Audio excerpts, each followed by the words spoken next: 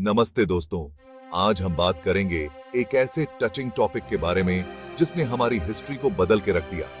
जी हां, बात हो रही है भारत के बंटवारे की।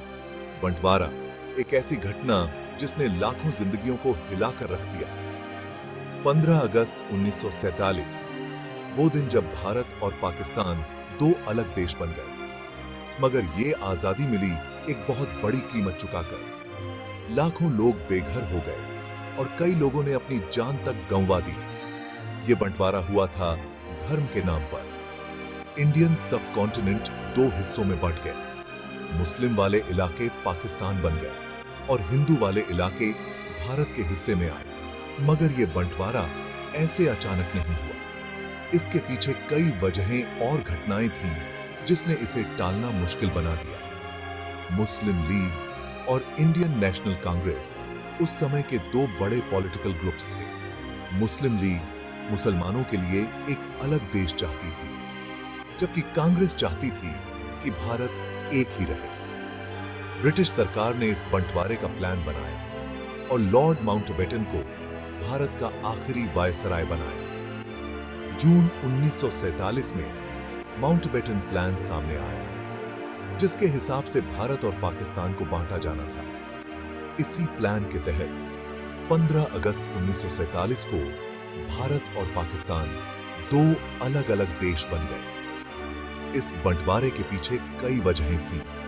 धार्मिक और पॉलिटिकल मतभेद, सांप्रदायिक झगड़े, ब्रिटिश पॉलिसीज और लीडरशिप की नाकामयाबी। मुस्लिम लीग की मुसलमानों के लिए अलग देश की मांग बंटवारे की एक बड़ी वजह थी।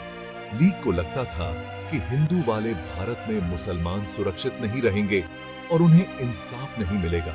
सांप्रदायिक झगड़ों ने भी बंटवारे में बड़ा रोल निभाया। टीटी गीगे 1940s में भारत में हिंदुओं और मुसलमानों के बीच बड़े पैमाने पर दंगे हुए। इन दंगों में हजारों लोग मारे गए। इस हिंसा ने दोनों कम्युनिटीज के बीच नफरत और शक को और बढ़ा दिया।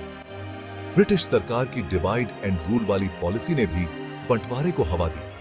अंग्रेजों ने जानबूझकर हिंदुओं और मुसलमानों के बीच फूट डाली ताकि वो भारत पर राज करते रहें। महात्मा गांधी जैसे लीडर्स बंटवारे को रोकने के लिए बहुत मेहनत कर रहे थे, मगर वो इसमें कामयाब नहीं हो पाए।